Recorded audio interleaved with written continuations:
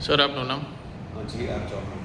Sir, Rajkot B division police station police દ્વારા police ઉપર ખોટી રીતે આક્ષેપો કરવામાં આવ્યા છે, શું હકીકત?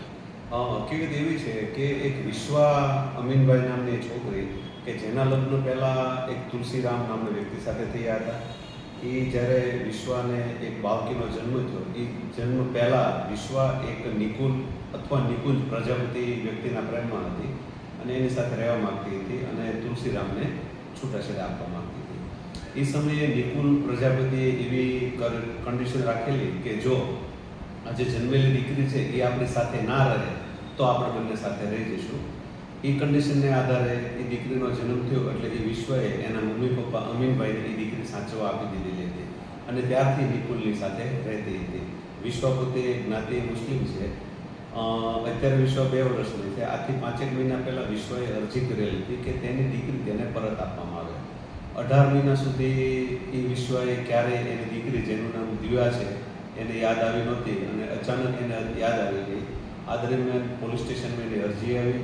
એ અરજી અનુસંધાને અમે લોકોએ કીધું કે જે દીકરી છે એના તમે બર્થ સર્ટિફિકેટ રજૂ કરો અને એના જે પિતા છે મુખ્ય પિતા તુલસીરામ એનું કન્સર્ન પણ અમારે લેવું પડે. આ કાર્યવાહી કરવા માટે અમે એ લોકોને કહેતા, એ લોકોએ એ અમને આપવા માટે તૈયાર નહોતા.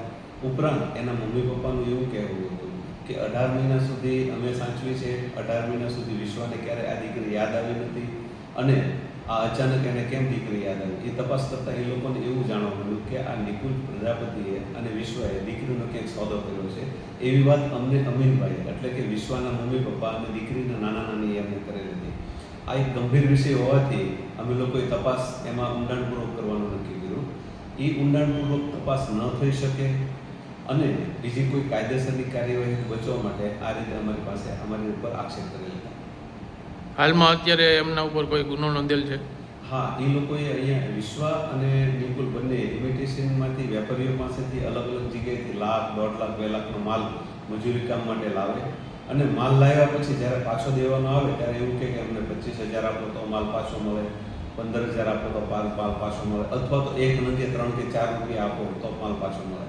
આ રીતે કહેતા અલગ અલગ વેપારીઓ દ્વારા અહીંયા અલગ અલગ 4 ગુના નોંધવામાં આવે છે.